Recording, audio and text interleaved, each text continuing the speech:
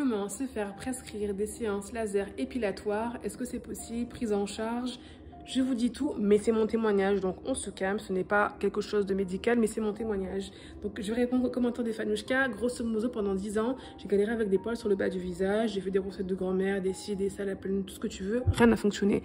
Du coup, à partir de 2021, je me suis dit, ma cocotte, il faut que tu ailles voir des docteurs. Donc j'ai commencé, entre guillemets, un parcours médicalisé, tout simplement en consultation de praticiens, médecins généralistes, échographie, je crois gynécologue, endocrinologue, bilan hormonal. Donc on arrive à l'endocrinologue, c'était en 2023 je crois, et là elle me propose 3 choses, elle me propose 3 solutions, elle ne me prescrit pas 3 solutions, elle me propose 3 solutions.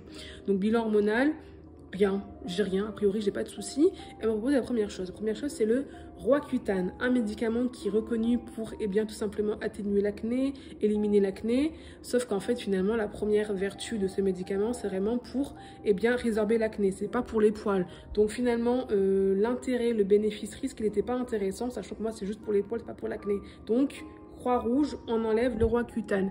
Deuxième solution, elle me propose la pilule contraceptive tout simplement. Sauf que finalement, la pilule contraceptive, quand tu commences à avoir des projets de bébé sur court et moyen terme, c'est pas intéressant. Le temps que les effets de la pilule se mettent en place pour que les poils diminuent et que toi, tu te dis, bah non, je vais commencer à mettre toutes les chances de mon côté pour avoir un bébé, alimentation, etc. machin, inutile. Donc, Croix-Rouge pour la pilule. Troisième solution qu'elle me propose et non pas prescrit, c'est tout simplement de faire des séances laser, des lasers tout simplement chez un dermatologue. Donc elle me recommande ce laser, elle ne me le prescrit pas.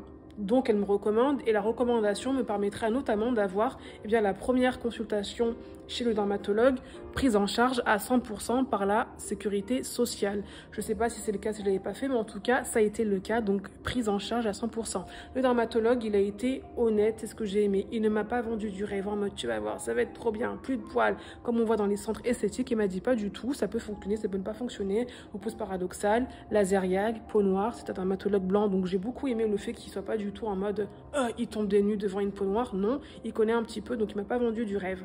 Donc les séances laser, depuis elles sont à ma charge. Sache que si tu as des antécédents hormonaux ou vraiment des causes médicales assurées, attestées, bilan à l'appui, etc., tu peux te faire prendre en charge séance laser ou séance électrolyse, prise en charge remboursée par la sécurité sociale, entièrement ou partiellement. Donc renseigne-toi, c'est pas facile mais c'est possible.